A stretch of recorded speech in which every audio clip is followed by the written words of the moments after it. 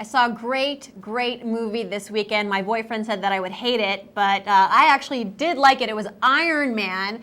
Great for everyone. Families, kids, teenagers, adults who loved comic books growing up.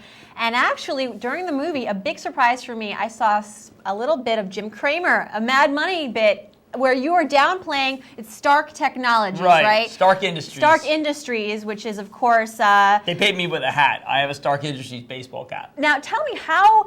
I mean, this movie talks about, you really get an interesting look at the infrastructure industry, the war industry. Well, I'll be very candid. I didn't get any of that. Did they cheer when I came on? Some places they have. Everyone was sort of like, oh! Yeah. And my boyfriend was like, that's Jim Cramer. Yeah. Did you know that? Oh, that's Cece's dad. That's Emma's dad. That's what people saying to me. Okay, Jon Favreau, who's a great director, came to me probably 9 months ago, or maybe almost a year ago, and said that he was doing this movie, an Iron Man. I'm familiar with the comic, and where he's trying to explain that Iron Man's gotten this kind of religious conversion away from military, and that he needed to have someone be able to make it very clear how radical this was. And he said that I could do it because he loves my show. He watches it every night. And he said I could hit sell, sell, sell and say that they're in trouble. And then he wouldn't have to have a million people say, hold it, wait a sec, I think they're in trouble, or how could he do this? He knew that this would be the transition.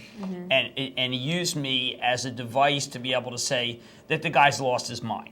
And he gave me the line, which is that I had to say he lost his mind. Everything else, I did 4 versions. All he said was lost his mind, and he said, I want you to do whatever you want otherwise.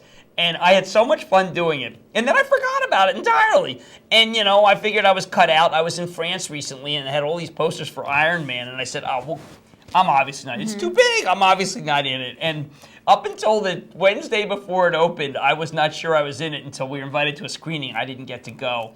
And my executive producer said, they kept us. Well, it's a very real life scene because Stark Technologies, you know, Iron Man basically says he doesn't want them to make weapons anymore. But that's they're what a they weapons were. company, exactly. exactly. That's why it was so easy, you know. And Favreau said to me, he said, listen, imagine a company that's all it does is make one product and decides to get out of that product. So that's a disaster. I would sell that stock. Sell. He said, that's what I want. So when we cut it and cut it and cut it, he only asked us for one. He was very happy that I did a bunch, but I was honored to do it.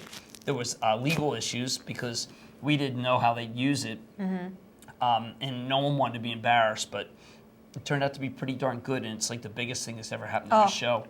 $100 million. Yeah, biggest thing ever happened to my show. So it was very exciting. I'm probably going to see it tomorrow. Definitely should see it. Yeah, and one thing I would say is that, you know, people don't understand that this is one where the director just liked my show, and I think he tried to work it in, to be honest. We love Jon Favreau. Yeah. It's a great edited movie. Fantastic. Not always you know, with these power action movies, you can never tell, but this one's definitely a good one. Excellent. Thank you, Farnoosh. Thank you. This is Wall Street Confidential, special edition. Stay tuned for more.